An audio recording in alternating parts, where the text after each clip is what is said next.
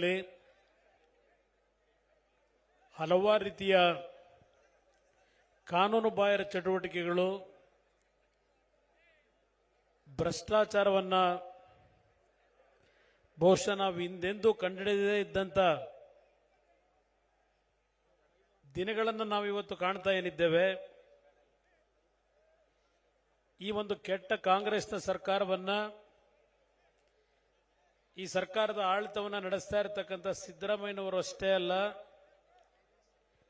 ಈ ಕೆಟ್ಟ ಕಾಂಗ್ರೆಸ್ಸು ಕರ್ನಾಟಕದ ಜನವಿರೋಧಿ ಸರ್ಕಾರ. ಈ ಸರ್ಕಾರವನ್ನು ಕಿತ್ತೊಗೆಯಬೇಕು ಅಂತಕ್ಕಂಥದ್ದು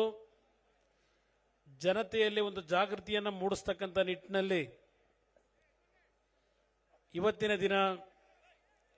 ತಾಯಿ ಕೆಂಪಮ್ಮ ದೇವಿಗೆ ನಾವೆಲ್ಲರೂ ಪೂಜೆಯನ್ನು ಸಲ್ಲಿಸಿ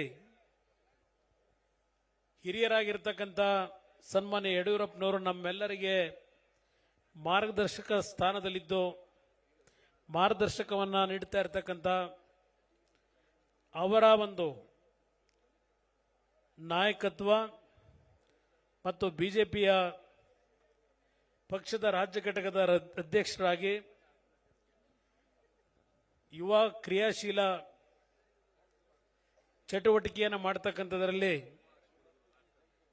ಸಂಘಟನೆಯಲ್ಲಿ ಯಶಸ್ವಿಯಾಗಿ ಕೆಲಸವನ್ನು ನಿರ್ವಹಣೆ ಮಾಡ್ತಾ ಇರತಕ್ಕಂಥ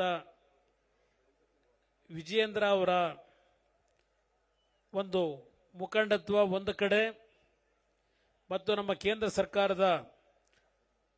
ಬಿಜೆಪಿಯ ರಾಜ್ಯದ ಉಸ್ತುವಾರಿಯನ್ನು ವಹಿಸಿರ್ತಕ್ಕಂಥ ರಾಧಾಮೋಹನ್ ಅಗರ್ವಾಲ್ ಅವರ ಸಹಕಾರದೊಂದಿಗೆ, ಸಲಹೆಗಳೊಂದಿಗೆ ಇವತ್ತು ಈ ಒಂದು ಪಾದಯಾತ್ರೆಯ ಚಾಲನೆಯನ್ನು ಕೊಡಲಿಕ್ಕೆ ವೇದಿಕೆ ಮೇಲೆ ಕೇಂದ್ರದ ಮಂತ್ರಿಗಳಾಗಿರ್ತಕ್ಕಂಥ ಪ್ರಹ್ಲಾದ್ ಜೋಶಿ ಅವರು, ಸಹೋದರಿ ಶೋಭಾ ಕರಂದ್ಲಾಜೆ ಅವರು, ಆತ್ಮೀಯರು ಆಗಿರತಕ್ಕಂಥ ಸೋಮಣ್ಣ ಅವರು, ಅದೇ ರೀತಿಯಲ್ಲಿ ಮಾಜಿ ಮುಖ್ಯಮಂತ್ರಿಗಳಾಗಿರ್ತಕ್ಕಂಥ ಬಸವರಾಜ ಬೊಮ್ಮಾಯಿ ಅವರು, ಸದಾನಂದ ಗೌಡರು,